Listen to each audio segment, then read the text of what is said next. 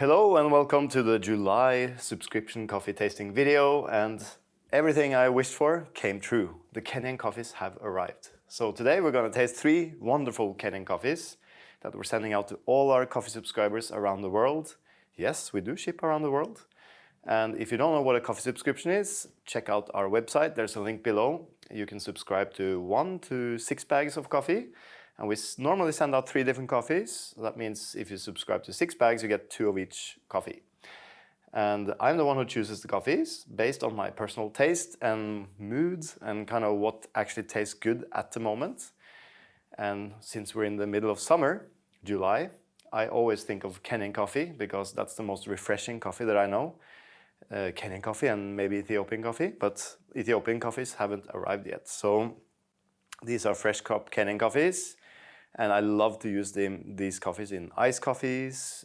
You can be creative, you can chill down a V60 coffee, you can make espresso, cool them down.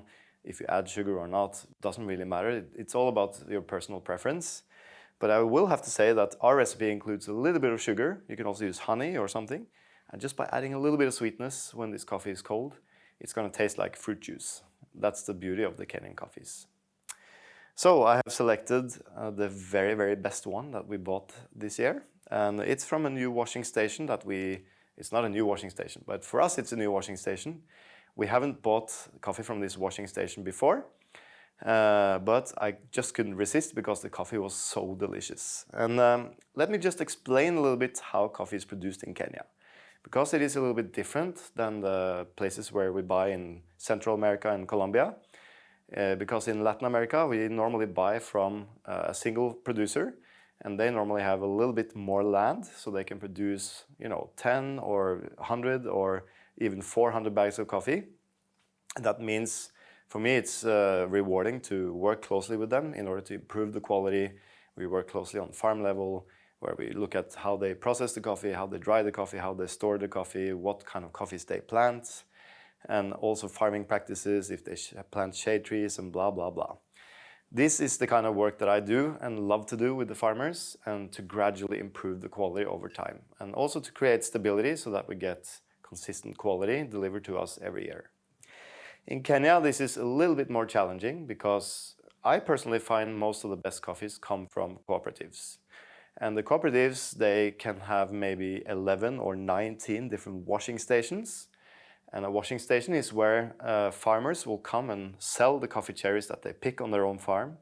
They sell it to the washing station, and then the washing station bulk up cherries from, say, 300-400 farmers, and they will process the coffee together, dry the coffee together as one batch. That means these coffees can consist of coffee cherries from maybe 1,000 coffee farmers or 100. It really depends on the week where we got the batch of coffee and how many farmers delivered cherries to the cooperative that particular week. The reason why the system is like this is because the average size of a farm in Kenya, I think, is around half a hectare. And half a hectare, that means they have a house on the farm, they might grow some food like corn, plantain or banana, and also maybe they have a few hundred coffee trees, and maybe they have a goat or a cow, and also some space for other stuff. So that means they don't have a lot of land, and there's not a lot of coffee trees on that land. So they produce small quantities, so small that for us, if we wanted to buy direct from each farmer, we would have to work with more than 100 farmers. So that's why they organize themselves in cooperatives, and normally they will deliver coffee cherries to the closest washing station. So that's why a cooperative, they can have, in a small town, they can have maybe 5 or 6 different washing stations in geographically, strategically placed places, because farmers, they normally walk or take their bike and deliver the coffee cherries to the factory.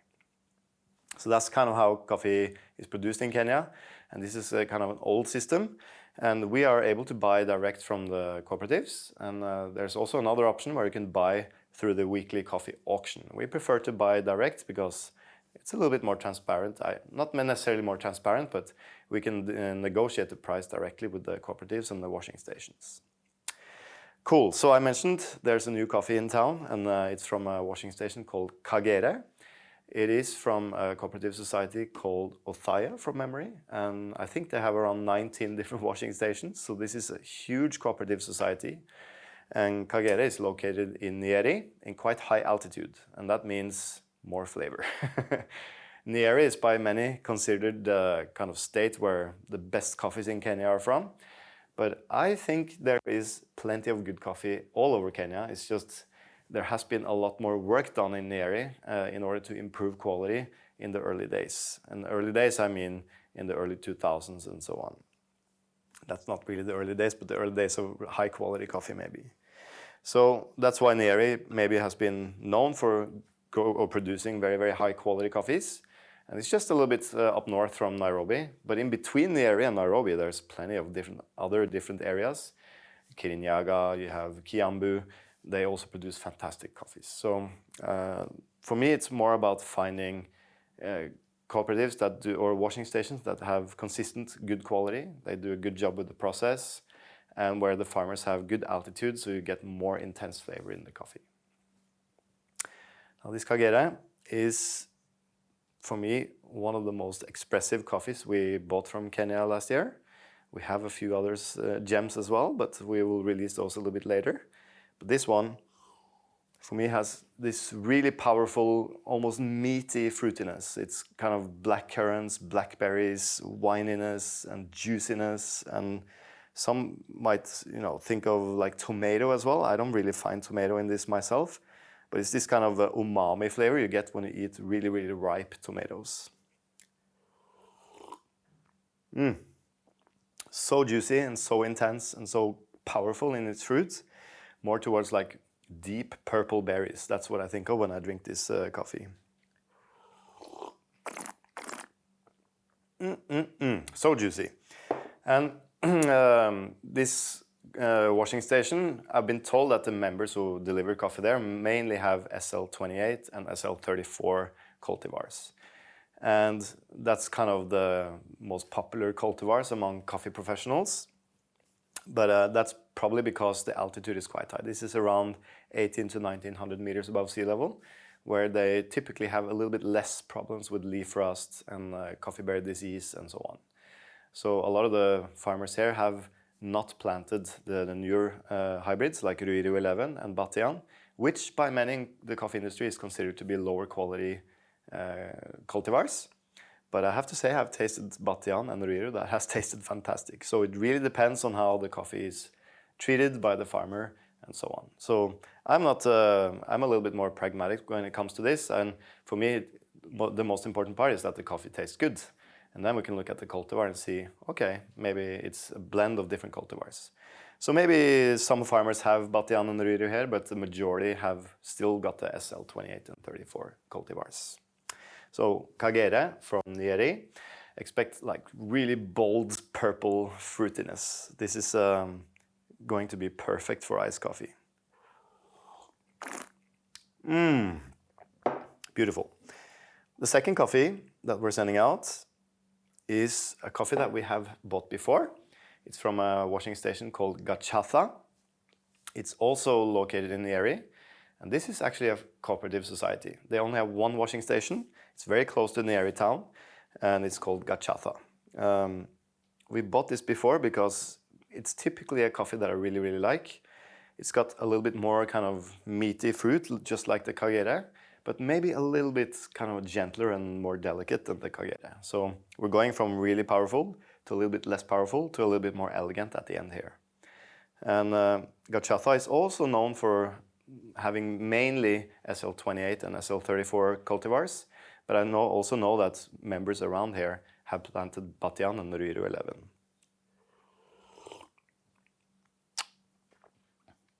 For me, this is a little bit smoother, maybe, not as powerful as the Kagere. Still got this kind of purple fruits, but also maybe a little bit of red fruits. A slight more kind of floral flavor as well. Not like jasmine, but more like violets or something like that, or rose even. A little bit lighter in body and more kind of elegant, but still with the kind of purple fruit. Whereas this Kagere is a little bit more tart and powerful and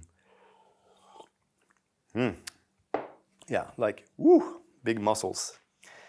So second coffee, also from Nieri. Gachatha is the name of the factory and also the cooperative society. And I think the altitude here is around 1800 meters above sea level as well. But you have to understand that farmers that deliver coffee cherries to each and every one of these factories, they have farms in different places around the factory. So altitude is a little bit hard to pinpoint. Now the third coffee is also a classic among our selection, and it's also from Kenya. And this is Karinga. We have bought coffee from this washing station many times.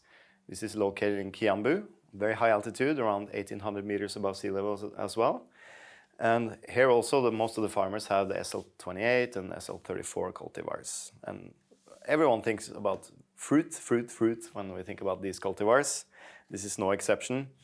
Kiambu is a little bit closer to Nairobi, so it will take, if there's no traffic, maybe an hour to drive. With traffic, it can take a lot longer time. But I really like this coffee, and it's been consistently one of my favorite Kenyan coffees for many years, because it has this kind of red fruit, but also a very kind of delicate floral note, and I find it to be a little bit lighter in body than the first two ones here. Yes. So it's like more bass in the first one and more treble in the last one. So a little bit more florals, maybe some more towards red fruits, like a little bit more refreshing. But quite distinct, and I would say that if you've tasted the Karinga before, this is, you know, the quality that you should expect from this factory. Very juicy coffee, for sure. So I highly recommend tasting them side by side like I'm doing now. I brewed this with an AeroPress, and just using our classic AeroPress recipe, which you can find in a link below, where we use 14 grams of coffee, 200 grams of water. We do quite a fast extraction, and I really like that with these kind of fruity coffees. But don't be afraid of extracting it for a little bit longer. And if you find that it's a little bit too much tannins and kind of dryness in the coffee, that might mean that you're grinding a little bit too fine. These coffees are really easy to extract, so they can take a slightly coarser grind setting on most brewing methods. And please make sure to try them also cold, and don't be afraid of adding a little bit of sweetness or even tonic water into these coffees. You're gonna have a delicious, refreshing drink for the summer of 2022.